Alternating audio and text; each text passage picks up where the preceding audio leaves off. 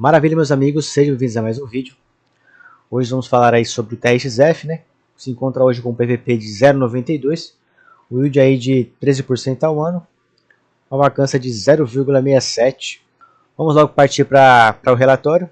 O relatório que saiu aí agora no dia 3, ontem. Eu já falei um pouco sobre os fatos relevantes que saiu aí nesses últimos dias.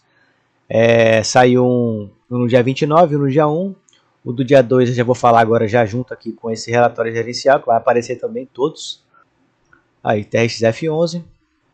Aqui vai falar dos destaques do mês, mas vou pular logo para o comentário do gestor, que vai falar sobre isso também. Essa parte aqui é muito legal, pessoal, para quem quer estar por dentro do mercado, de como funciona o mercado. Em vez de você assistir Jornal Nacional, você pode ler relatório, que aqui você pode aprender muito sobre o movimento do Ibovespa, sobre como foi o movimento do IFIX. E eu acho bem interessante que fala até sobre política aqui também. Vai falar sobre Flávio Bolsonaro, Daniel Vorcaro, tudo isso, tudo que passa no jornal. Aqui você vai pegar um resumo específico das melhores notícias que podem impactar aí seus ativos, seja a bolsa do Ibovespa, que são das ações, ou do IFIX, né, que é dos fundos imobiliários. Chegamos aqui ao que interessa, que é os comentários de gestão, que vai falar sobre tudo que falou ali em cima e mais um pouco. Foi anunciada a distribuição aí de 93 centavos por cota, que é para esse mês agora. E desde o início das negociações das cotas da B3, a rentabilidade total, que inclui a variação da cota secundária e a distribuição de dividendos, é de mais 78,3% contra 24% aí do IFIX. Então aí o fundo já vem superando o IFIX aí em 78,3%. Uma diferença aí de 53,77% no período. Então, muito bom. Aí ele vai acrescentar também que no ano de 2026 teve uma variação negativa, né, referente ao IFIX, né, porque esse ano aqui ele veio caindo muito, a cota dele caiu demais, então ele está perdendo para o IFIX esse ano. Comparando com o IFIX, o IFIX está em 2,71 e ele está em menos 1,45. Ok. Durante esse mês de maio aí, na base de investidores atingiu, né, aumentou o número de cotistas, foram mais de 98.031 aí novos cotistas, né, em apenas 5 meses. Os fatos relevantes dele, que eu já citei já também ali nos vídeos mais pequenininhos, né, do YouTube, aqueles shots, eu falei sobre esse fato relevante aqui da venda dos 2 imóveis, né, do Pão de Açúcar. Aqui embaixo vai falar o quanto ele vai aqui. O valor da transação total é de aproximadamente 74 milhões, o que representa um lucro estimado a 24,5 milhões. Olha lá, que é cerca de 0,39 centavos por cota. Já pode virar aí o que aí? Um dividendo extraordinário, né? Geralmente ele costuma pagar aí no mês de julho, né, um dividendo extraordinário. Mais abaixo ele já vai falar também sobre esse extraordinário aí que vai vir. Vai falar também sobre aquele fato relevante, né, que eu citei nos shorts também, do Hospital Sírio-Libanês. Para quem quer estar acompanhando, dá só dar uma sacada nos shorts que eu dei o resumo. Eu também falei também desse fato relevante, justamente aí que ele tem um contrato, né, de vigência, né, até 2054. Falar também aí dessa... É como se fosse uma segurança, né, que ele vai dar por conta desse contrato aí, né. Aqui embaixo vai falar também do outro fato relevante que eu citei também nos shorts. Justamente lá a venda dos 9 imóveis, né, que são todos eles aí focados na parte de varejo, né. Aqui vai falar o nome de cada estado, onde tem os imóveis. Aqui é a parte interessante, ó, que vai falar. O valor total da venda foi de 172 milhões, gerando um lucro estimado a 230 milhões. Essa venda aí gerou. Que é aproximadamente aí, ó, 3,68 centavos por cota. Ou seja, R$ 3,68 por cota. Muito bom. Vai dar um guidance aí, vai manter o guidance de 90 a 93 por cota, né? Com esse lucro aí. Vou falar agora, ó. Adicionalmente, com conclusão dessa operação, indicamos aí um guidance de distribuição e dividendo extraordinário. Referente a 2026, aí, ó, no mês de julho. Vai ser entre 1,30 e 1,80. Então, já vem aí um dividendo gordinho aí para o próximo mês, certo? Vai falar agora sobre os shopping centers, né? Pode ver aí que o shopping center aí, Via Brasil Pampulha, ele está com uma taxa de ocupação boa, em 97%, né? O shopping Via Barreiro está com uma ocupação de 94,6%. Shopping São Luís registrou uma taxa de ocupação de 91,7%. Você vê que as ocupações estão tudo acima de 90%, isso é muito bom, né? As participações que ele tem, estratégias, né, que são essas com posição majoritária, e as outras que são alocações táticas, né? Majoritária é quando ele tem uma porcentagem maior, né, sobre o ativo. E são aquelas posições que ele tem indireta, né, que são através de cotas. Pode ver aqui, ó, o IRE11, né, ele detém aí aproximadamente 90% do patrimônio líquido, que investe em 5 galpões logísticos. Já é bom também que é a parte que ele foge um pouco da renda urbana, né, traz um pouco mais de segurança através dessas cotas aí de logística, né. E pode ver aqui que esse IRE11 ele está sem inadimplência, está muito bom. Mais abaixo ele vai falar sobre outros dois fundos aqui, que também ele tem exposição por cotas. Aí, ó, ele vendeu a participação aqui de 50% da participação que ele tem entre CP, CP, FLSA, né? Aí ele vai ter aqui um lucro de 290 milhões, né? Acima do custo de aquisição. Com certeza, no caso, ele vendeu, né, acima do custo de aquisição, ou seja, ele conseguiu vender com lucro, isso é bom. Aí esse CPSH apresentou forte desempenho operacional, com yield elevado aí de 13,3%, tá com yield acima do yield do TRXF. Ó. Ele tem uma participação nesse ativo, ou seja, ele recebe aí uma porcentagem. Ele tem aí, ó, o shopping center desse CPSH11, tá com uma taxa de ocupação de 97%. Então, um crescimento muito bom, uma taxa de ocupação muito boa também. São boas posições que ele tem aí, né, indiretamente, através de cotas. Agora a gente vai para os resultados. A gente vê aí os resultados do mês de fevereiro, março, abril, né? E o maio. É interessante aqui, pessoal, ó. O resultado operacional dele, você percebe que ele vai diminuindo, né? Conforme o início desse ano. Que geralmente é por conta dessa pressão, né? De alavancagem, dívida. Por conta também da pressão das altas taxas, né? Aí teve também aí esses problemas com pão de açúcar, açaí, Mix Mateus, né? Mas mesmo assim o fundo ainda continua mantendo aí os seus 93 centavos por cota. Aqui você vai ver o resultado operacional por cota. Ele recebeu aqui 93 centavos, 91 centavos aqui 86 centavos, 78. Mas mesmo ele recebendo esse resultado operacional aqui, que foi abaixo, ele ainda manteve aí, né, seus 93 centavos por cota e pretende manter também até o final de 2026. Ele já botou esse guidance aí entre 90 e 93 centavos. O yield, né, por mês aí, né, 1%, tudo acima de 1%, muito bom. E o rendimento acumulado por cota, que ele vai para o caixa, né, onde ele também pode tirar aí para trazer um extraordinário, que é para dar segurança também para o fundo aí. Então, o fundo tem uma alavancagem aí bem comum, né, para o TRXF, que ele é um fundo que ele tem uma movimentação muito boa, né, ele gosta de comprar e vender, ele é muito ativo, né, uma gestão muito ativa. Aqui vai mostrar um pouco o histórico, né, e o guidance dele, né, como eu estava falando agora mais acima, que ele vai manter os 93 centavos por cota. Aqui no mês de junho, ele tá entre 1,80 e 1,30 do extraordinário, entre esses valores aqui, é o valor que ele vai soltar em extraordinário. E pretende manter aí, ó, até o final do ano entre 93 e 90 centavos. Aqui vai falar um pouco sobre a evolução na base dos cotistas, né? Vem evoluindo bastante, ó. A gente pode ver aqui do final de 2025 foi de 217 mil cotistas para agora 315 mil cotistas aí. Uma evolução muito boa, até porque também a cota cai, né? O pessoal aproveita para comprar barato. Interessante aqui também esse histórico de performance dele aqui, ó, em relação aos índices. Pode ver que o TRXF aí, o patrimonial dele está bem acima aqui do IFIX, né? Que se encontra aqui embaixo, ó, em 43%, enquanto ele está aqui na faixa dos 87,40%, muito acima do IFIX, muito acima também do IPCA, e vem vencendo até o CDI também, acima do CDI.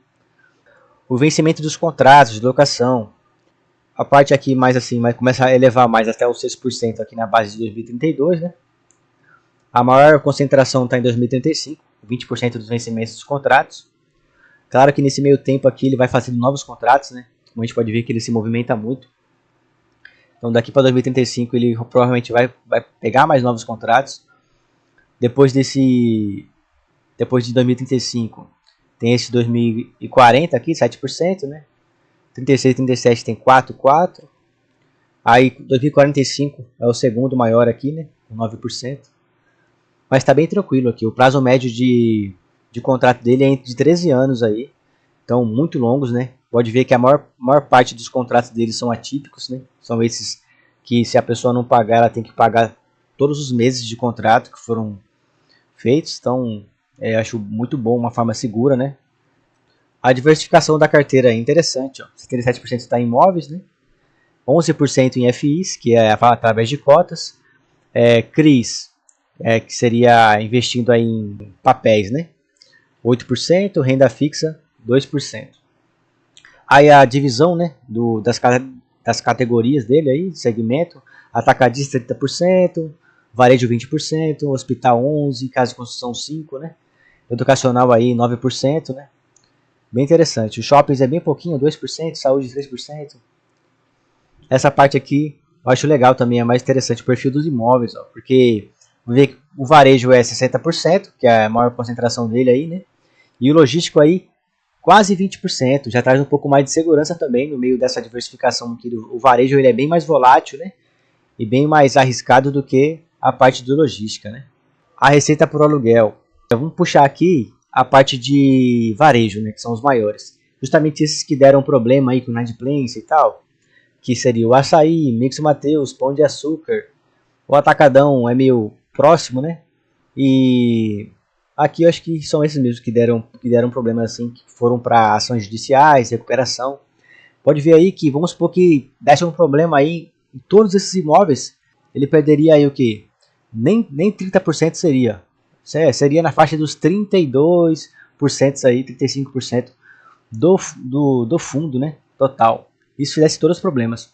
Mas você pode ver aí que ainda a faixa de vacância assim, financeira dele está na faixa do 0,60 mais ou menos, não chega nem 1%, né? Aqui vai falar um pouco, né, da distribuição dele, né? A concentração dele está mais aí no estado de São Paulo, depois Rio de Janeiro, em segundo lugar. Aí tem uma divisão legalzinha aqui entre Bahia, Minas Gerais, Pernambuco também, né? Fluxo previsto das amortizações dos CRIs aí, né? No caso, é o período que ele vai pagar essas dívidas, né? O fluxo de pagamento, né? O prazo da dívida aí está em torno de 10 anos. Pode ver aí que o prazo está até para 2046, né? Só que 2045 dá 10%. E você vê que ela vai caindo aqui. Depois de 2032, né? Que foi aquele período de 20% que a gente viu lá em cima.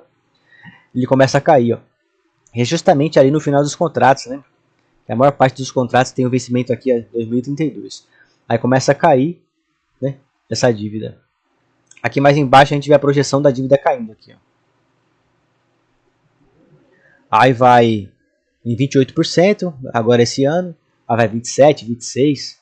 Até em 2044 que vai chegar aí em 9%. E aqui em 2045 já zera.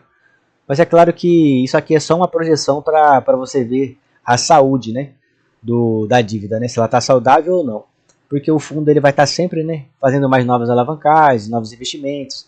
Então isso aqui vai ficar mudando a cada relatório que ele soltar, isso aqui vai mudar. Aqui são os empréstimos do fundo, né, a securitização. Percebe que ele se concentra mais aqui nessa BARI. Essa BARI é a maior parte dos empréstimos dele que ele faz aqui nessa BARI. Ó. Só tem a Ópia, dois empréstimos, e essa RISA, para diferenciar. A maior parte aqui está nessa BARI. E todos eles aí com indexador no IPCA. Só tem aqui embaixo 1, 2, 3, 4 anexado no CDI. A maior parte é IPCA. Essa estrutura aqui eu achei interessante também, né, para você conseguir ver de uma forma melhor, né? A maior parte se concentra no TXF, né, através de compras e vendas mesmo dele mesmo. Aí tem a concentração que ele tem através de FIs, né, que ele compra cotas do FI e esse FIs tem esses imóveis. Aí tem aqui o TXB, o CLSM11, né, que tem um galpão logístico, o FI de Mauá e esse IRE11, né, com 5 galpões logísticos aí multicolocatários. Então é isso, pessoal. Aqui mais para baixo vai mostrar aí sobre todos os imóveis dele, sobre cada um em específico, né? Então a gente pode ver aqui que o fundo, independente aí dessas crises, né, que a gente vem vendo, que é no caso a crise por conta das altas taxas de juros, né, por conta também aí dessa incerteza política, a gente não sabe como vai ser o resultado das eleições, né? Tudo isso aí afeta também o mercado, e o mercado ele reage através de suposições, né? Tipo, o mercado ele reage antes de acontecer. Então, como ele não sabe como o que vai acontecer, ele já começa já a cair antes mesmo de acontecer. Então a cota vem caindo bastante. Aí tem também aí por conta dessas recuperações judiciais, aí como o açaí, né? Como o Mix Mateus, o Pão de Açúcar. Isso aí também afeta, né? O fundo, porque muitos cotistas, aqueles que têm medo, né? Por conta disso começa a correr do fundo, começa a vender. Isso também já força a cota a cair também no mercado. Aí para quem começa a observar aí a situação do fundo, vê que ele está bem saudável, está em ótima oportunidade, de acordo aqui.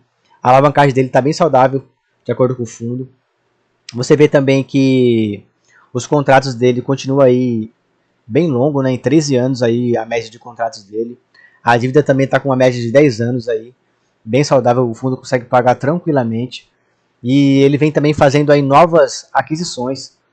Só para complementar, né, esse relatório gerencial, para deixar esse fato relevante que ele soltou aqui no dia 2, né, que ele fez aí um contrato de compra e venda, né, aonde ele comprou aí a totalidade de ações aí, né, de 8 propriedades, né, são 8 imóveis localizados nas cidades de São Paulo aí, Ribeirão Preto, Belo Horizonte e Rio de Janeiro. O interessante desses imóveis aí, pessoal, é que eles são justamente aí eles são expostos, né, através de cotas. E vai ser através desse fundo aí, Brio Investimentos. E todos eles são concentrados aqui em galpões logísticos multiusuários. Ou seja, você viu que ele fez vendas, né, de 9 imóveis da parte de renda urbana, que é justamente a área mais prejudicada durante esse momento agora de altas taxas de juros. E ele fez uma compra, né, no setor logístico, que já vai trazer também aí mais segurança para o fundo, né? Porque o setor de logística ele é muito menos volátil do que o de renda urbana e ele é muito mais seguro, né, em relação às crises, certo? Só para complementar aí esse fato relevante que ele comprou aí, ele se expôs através desse fundo Bril, né, em mais 8 galpões logísticos aí e já fortalecendo também a estratégia do fundo, né, que é bem diversificado e dá mais segurança para o fundo, certo, pessoal? Espero que eu tenha dado um resumo bem legal aí, né, sobre o fundo, tenha sido de uma forma didática. Pode deixar aí seus comentários, críticas, tá? Melhorias aí, para mim estar melhorando também a forma de estar gravando aí, de estar falando sobre os fundos. Tô tentando dar um resumo mais simples possível para não ficar um vídeo muito longo, chato, sabe? E focando mais nos pontos principais, tá bom?